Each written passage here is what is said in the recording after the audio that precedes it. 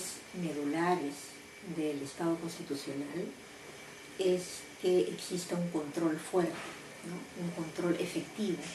Entonces, en la medida que las organizaciones y las instituciones que estén a cargo del control para la vigencia de la Constitución y para la garantía de los derechos de las personas, en la medida que estas instituciones estén afectadas por problemas graves de corrupción, supone una afectación grave al Estado constitucional mismo, ¿no? En su legitimidad. La lucha contra la corrupción requiere, para que pueda ser eficaz, que las instituciones de control sean eficaces, estén fortalecidas. Esa es la diferencia tal vez entre los países que tienen corrupción pero que pueden combatirla a través de sus instituciones de control y aquellos cuya institucionalidad, las propias instituciones de control están afectadas gravemente por la corrupción. Entonces, en estas situaciones, en estos países, en estos contextos, la lucha contra la corrupción se vuelve mucho más compleja y el problema mucho más grave.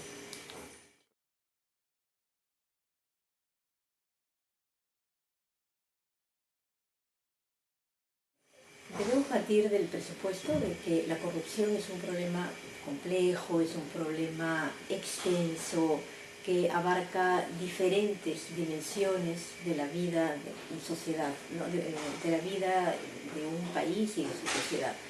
La forma de abordar la corrupción para poder enfrentarla con eficacia debe ser integral,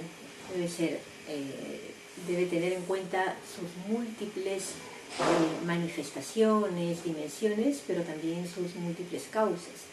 Entonces no podemos asignar a una sola institución o a pocas instituciones la lucha contra la corrupción, sino debería ser una cuestión que se aborde desde diferentes frentes, con diferentes enfoques, con diferentes estrategias, instrumentos e instituciones, ¿no? Entonces todas de alguna manera tienen que estar comprometidas. Vuelvo a enfatizar la relevancia especial que tienen aquellas que tienen competencias de control y tal vez además del Poder Judicial y además de el Congreso, que ya se mencionó en la primera pregunta, es importante también distinguir aquellas otras como por ejemplo la Contraloría General de la República, que también tiene funciones muy importantes y que podríamos abordar tal vez con mayor intensidad de lo que se hace, ¿no? Y fortalecer también una aproximación al tema desde esta otra institución.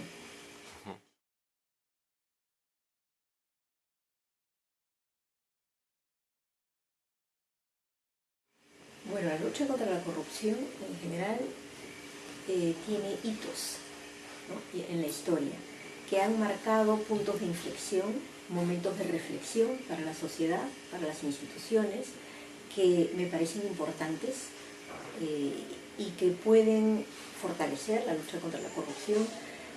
Lo importante es acumular, ¿no? la reacción positiva que tiene una sociedad y sus instituciones para poder enfrentar esta situación, y por eso es importante también que haya eventos desde diferentes enfoques, particularmente desde el derecho constitucional y los derechos fundamentales, para poder reflexionar y poder acumular lecciones aprendidas en torno al problema y cómo afecta nuestro país, nuestra sociedad, los derechos fundamentales de las personas, y evitar, ¿no? Repetir y caer en los mismos errores. Entonces sí son momentos que espero y que esperamos y frente a los cuales todos tenemos una responsabilidad para que no sean pasajeros y vuelva a la situación como si no hubiéramos podido aprender de esas experiencias tan negativas.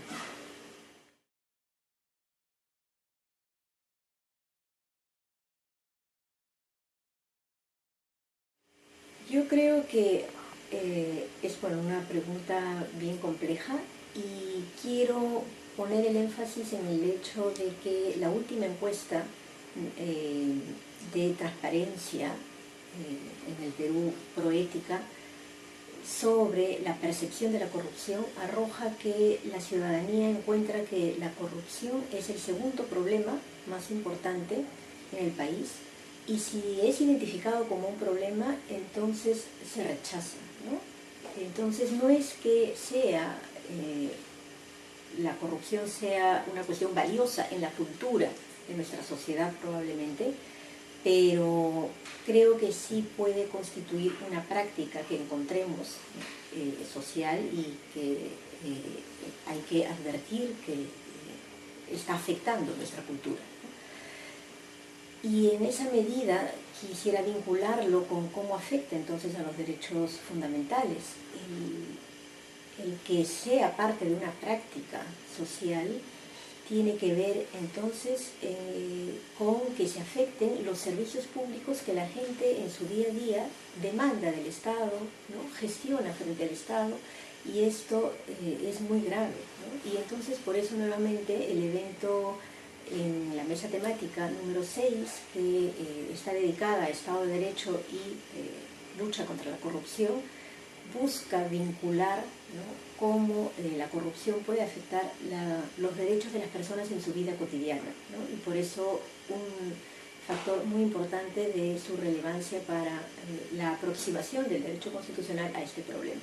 Y allí finalmente también apuntar a algunos temas que considero son propios del derecho constitucional, que podemos destacar al respecto, y en este sentido poner un reflector sobre la jurisprudencia constitucional en relación al tema y cómo ha destacado que el principio de proscripción de la corrupción o lucha contra la corrupción es un principio de relevancia constitucional, es un principio constitucional que nos debe informar la interpretación constitucional y, en tal sentido, actuar como un valor objetivo que determina la validez de los actos, normas, políticas públicas en el ordenamiento jurídico, y también actuar como un elemento que tiene una función ponderativa, ¿no?, en la solución de los diferentes problemas